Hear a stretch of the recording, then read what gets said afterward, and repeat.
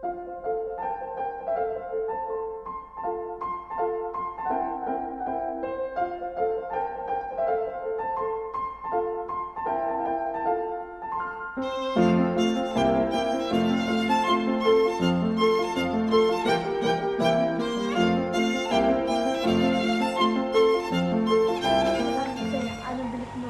we are going to show you a video, a documentary of the girls of Cosa in Chiang Mai, Thailand.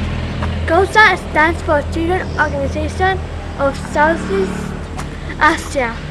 Cosa is an organization for the Hill Tribe girls to give them education so the girls can have a nice job and have enough money to feed their family.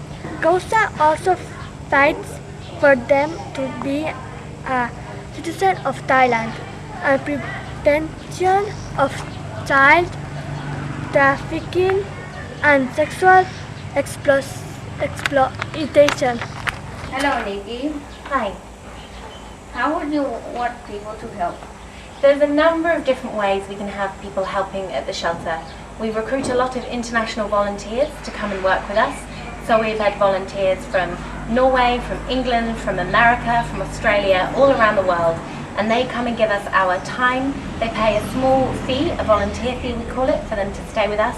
And that goes into the development of the shelter. These volunteers also help to teach English. They teach skills workshops and give the girls a really good sense of well-being. They help them with their self-confidence. So volunteers are a really big part of COSA.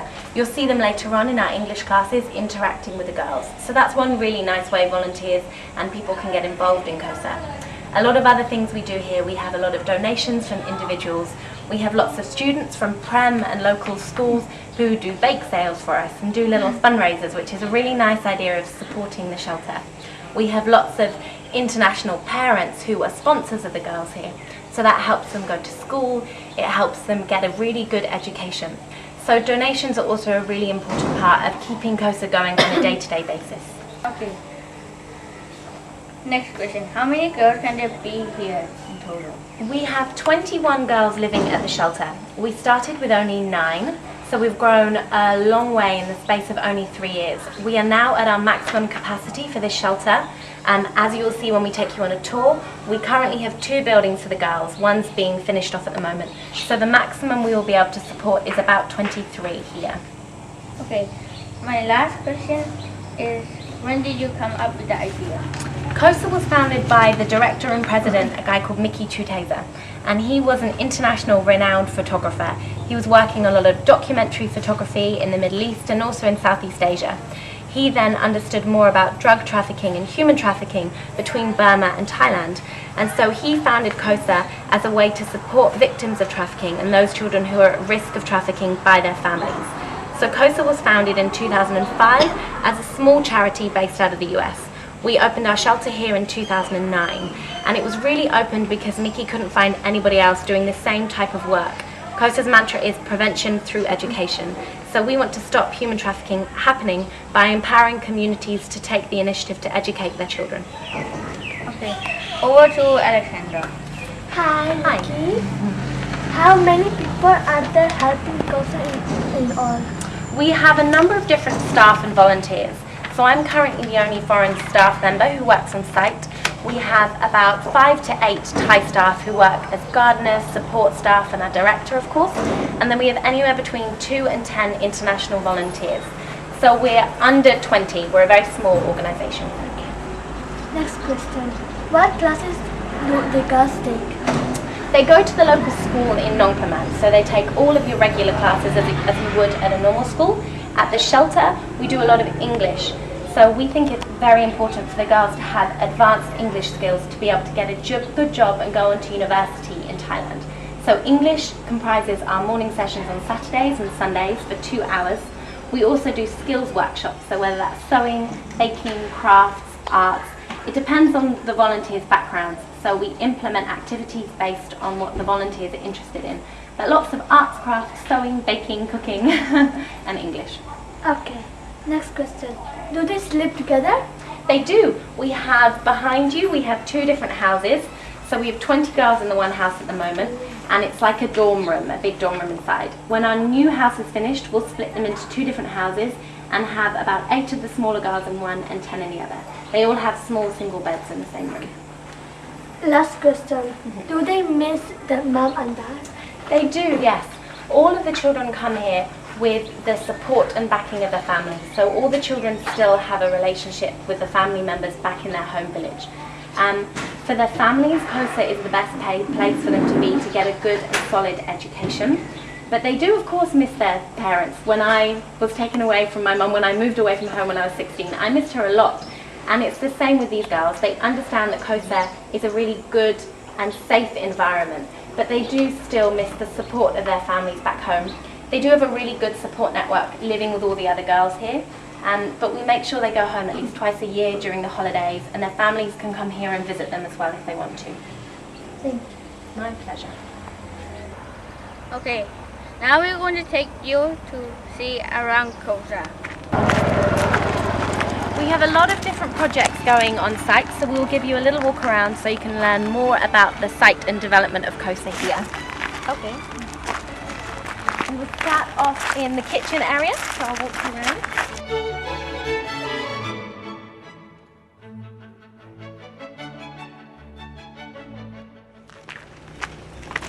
So here we have our kitchen and workspace. It's where all of the girls have their meals, breakfast, lunch and dinner. The volunteers come out and socialise on lunch times and the weekends as well. We also run all of our activities and our workspace activities here. So English classes in the mornings when the girls come out and do their homework. So this is quite a nice big sociable area that we only finished a couple of months ago, and it houses all of the girls and all of the volunteers. We have a number of different projects in the garden as well. We have a sustainable vegetable patch. We have various different fruits and herbs growing. We have a mushroom hut at the end of the garden that we'll show you. When we first opened the shelter, Mickey's wife Anna was very interested in permaculture and sustainable agriculture. So we've trained up the local farmers to use everything as sustainably and organically as they can. Everything we grow we use in our cooking. We're also going to be making a community shop next year.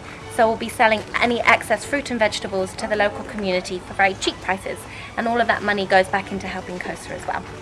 So let me take you down and show you the fish farming and the mushroom hut. We have 2 big mushroom huts here. They were both built by students of Prem University, some of the older kids, which is great, and we're waiting for funding at the moment to buy some mushrooms from Major University. So we pop them in here, we help cultivate them, keep them watered and healthy, and then again we use them in our cooking, and we'll be selling them once we have our community store at the back of the property here. On the right hand side we have 2 fish ponds. We can cross over and have a look, which we started about 6 months ago. And we have 2 other ponds. So the smaller pond has the smaller fish. When they get a bit bigger we pop them in the big pond, and that's all used for our cooking here. So every Saturday night we have fish at the shelter. It helps to keep our costs down. It's quite expensive running a shelter for 20 girls, 8 staff, up to 10 volunteers. That's a lot of mouths to feed every day. So the more things that we can grow and cultivate in our garden, the lower our overhead costs become, and the cheaper it is for us to run the facility. So they're hiding at the moment, but there's lots of fish in those 2 ponds there. Because how would you get if they mate, so would you put them? Where would you put them? Well, so the smaller ones stay in the left, and then as they get bigger we put them into the big pond. The idea is to have 1 more over on the right hand side, so then the sort of tiny little tadpoles can start in the left and then they can progress as they get bigger. Okay. Our farmers help with some fishing from the gardeners. So we'll take you back now. I mentioned to Alexandra, I will show you the inside of the girls' house once the girls have started their lessons at 10 o'clock. They'll still all be getting ready and having their showers, so I'll show you inside there later. But we can walk you around and I'll show you the outside of the properties. Okay.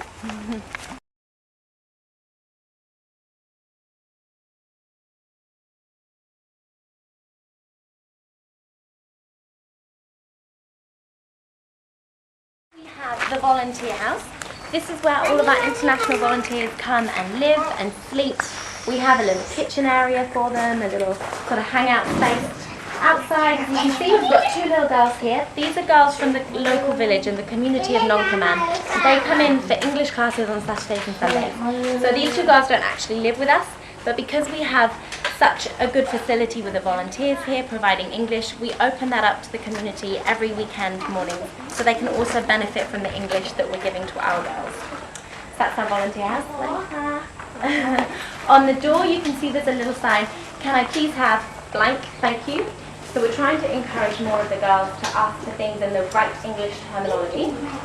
We have a word of the day board where we talk about a stack of cards, a deck of cards, and paper. So just trying to enhance their English on a daily basis. All of the activities are kept in the volunteer house, which we can show you. And so it just encourages them to use more correct English terms. So I can take you into the volunteer house. You can meet some of our volunteers. Hi. So here we have Ali. Ali is preparing for our English classes in the morning. We have Mel as well in the back here. She'll be teaching this morning as well.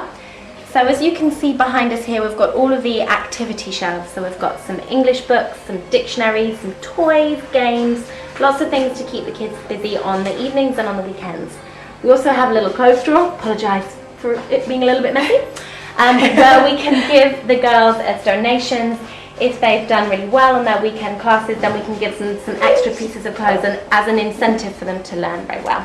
It's actually messy today because today is Rati, one of our girls' birthdays. So we make them little cards signed by all of us and give them presents and frequently choose clothing from the drawer, which is why it's open. Yeah. We've been picking all morning.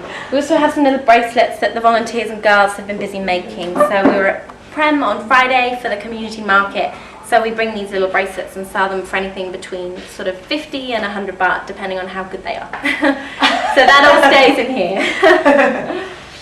All right, I will take you to the outside of the girls' house and we'll bring you in there later.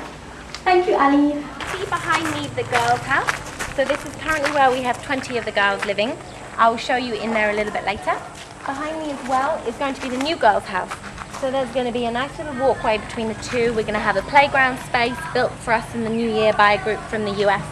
And so all in all we'll have maybe 23 girls by May next year. We have 21 now with us. I will take you into the big house and that'll be the end of our tour. So this is our big house, we call it, and the main office space. This is where I work. We have Ploy, who's my colleague. She's the liaison officer here at Cosa. She is demonstrating our office space for us at the moment. We also have a lovely quilt here that will be going into the new house when the girls' house is finished. And we work with a lot of different NGOs in and around the Chiang Mai community. So this was a project with a group called Art Relief International, who are based in Chiang Mai. And they came over a course of 3 weekends, and each of the girls made their own panel based on what their hopes and dreams and aspirations were. So we have Shini's, who wants to be a pirate and sail the open seas. We have Ning, who wanted to go to New York and work as a policewoman and see the skyscrapers. So it was a really nice activity to get them to sit down and think about where they'd like to be in 5 years, 10 years, what dreams they have for the future. So that's nice little projects that we do with local charities as well. We have an extra office space and volunteer space in here for extra guests, and then just our main kitchen area at the back. So everyone calls this the big house. Oh yeah. At the back as well, we have a little laundry space for the girls, which I will just show you, and the washing area. So all of the girls have little chores to do while they're here. So whether that's the cleaning, helping with the cooking, doing their washing each week. So we have some laundry machines and a dryer and a drying space for them to use. And that's the end of the unofficial tour. Alright. We will be showing you the video of the Hill Tribe girls learning English and preparing. So let's go over there, okay? Here we are. Right behind us is the girls preparing for English class. After this, Nikki will show us the 3 different groups of English class of the Hill Tribe. So the 3 girls and this little boy is one of the community boys. And Ploy is our liaison officer. So our teacher who was meant to be teaching them this morning dropped out. So Ploy is standing in. So we always have the little ones Dropped out means that she didn't turn up. We were having someone come in for a practical interview. So she was meant to be teaching and she's not here. So Ploy is teaching instead. And I'll take you into the girls' house now. So this is the third group of English, so they have the lowest level of the older girls. And it just is a little bit more space in here. So Mel is teaching them about bed and cupboards, more bedroom related English terms. So they're coming in here for their lesson today. So as you can see, they all sleep in here. And then 2 girls go to a vocational school in Chiang Mai. So they all go to school Monday to Friday. That Cosa needs help in their education, and if you can donate to them on www.cosa.org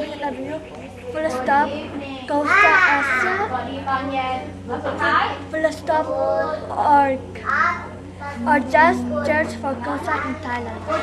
Have a good night.